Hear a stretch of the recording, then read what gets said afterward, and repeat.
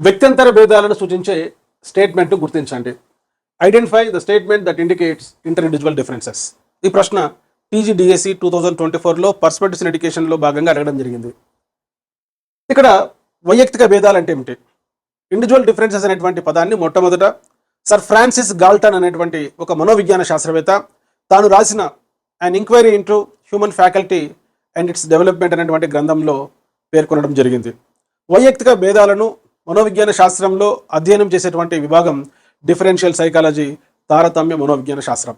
So జంతువులతో పోల్చుకుంటే మనుషులలో అనువంశికత మరియు పరిసర కారకాల వల్ల డిఫరెన్సెస్ చాలా ఉంటాయి, ఏ లక్షణం తీసుకున్నప్పటికీ. ఇక్కడ రెండు భావనలు ఉన్నాయి: వ్యక్త్యంతర భేదాలు, ఇంటర్ ఇండివిజువల్ డిఫరెన్సెస్, మరొకటి ఇంట్రా ఇండివిజువల్ డిఫరెన్సెస్, వ్యక్త్యంతర్గత భేదాలు. చూడండి ఒకసారి, మీ 5 ఫింగర్స్లో ఉండేటువంటి డిఫరెన్సెస్, ఎత్తులో బరువులో, అది వ్యక్త్యంతర భేదాలు, ఇంటర్ ఇండివిజువల్ డిఫరెన్సెస్. అయితే ఒక ఫింగర్ తీసుకుంటే ఆ ఫింగర్లో ఉండేటువంటి డిఫరెన్సెస్ వ్యక్త్యంతర్గత భేదాలు. ఇది తరగతి గదికి అప్లై చేస్తే 5 మంది విద్యార్థుల మధ్య ఏ లక్షణం తీసుకున్నా ఉండేటువంటి డిఫరెన్సెస్ ఈ యొక్క వ్యక్త్యంతర భేదాలు, ఇంటర్ ఇండివిజువల్ డిఫరెన్సెస్.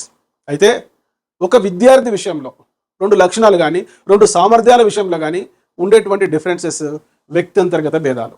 చాలా సింపుల్. మనం బోధించే విద్యార్థుల మధ్య ప్రజ్ఞ విషయంలో, విద్యార్థుల మార్కుల విషయంలో, ప్రవర్తన మార్పుల విషయంలో ఉండేటువంటి డిఫరెన్సెస్ వ్యక్త్యంతర భేదాలు, ఇంటర్ ఇండివిజువల్ డిఫరెన్సెస్. అయితే ఒక విద్యార్థి విషయంలో, ఒక విద్యార్థి బాగా చదువుతాడు, సరిగా రాయలేడు. ఒక విద్యార్థి సరిగా రాస్తాడు, బాగా వినలేడు. ఒక విద్యార్థి బాగా వినగలుగుతాడు, సరిగా మాట్లాడలేడు. ఒక విద్యార్థికి సృజనాత్మకత ఎక్కువ, ప్రజ్ఞలో సామర్థ్యం తక్కువ. ఇట్లా ఒక విద్యార్థిలోనే ఉండే వివిధ లక్షణాలు, సామర్థ్యాల మధ్య ఉండేటువంటి డిఫరెన్సెస్ను ఇంట్రా అంటే లోపలికి అని గుర్తుపెట్టుకోండి. ఇంటర్ అంటే అమాంగ్, బిట్వీన్ ద స్టూడెంట్స్ అని గుర్తుపెట్టుకోండి. సో ఒక వ్యక్తిలో ఉండే డిఫరెన్సెస్ ఇంట్రా ఇండివిజువల్ డిఫరెన్సెస్, వ్యక్తుల మధ్య ఉండేటువంటి డిఫరెన్సెస్ ఇంటర్ ఇండివిజువల్ డిఫరెన్సెస్. అడిగిన ప్రశ్న వ్యక్త్యంతర భేదాలను సూచించే స్టేట్మెంట్. 9వ తరగతికి చెందిన రాఘవ్ వర్డ్ గేమ్లో అద్భుతంగా ఉంటాడు, కానీ తన అభిప్రాయాలను స్పష్టంగా చెప్పలేడు. అంటే ఒక విద్యార్థిలోనే, రాఘవ్ అనే విద్యార్థిలో ఉండేటువంటి డిఫరెన్సెస్, ఇది వ్యక్త్యంతర్గత భేదం.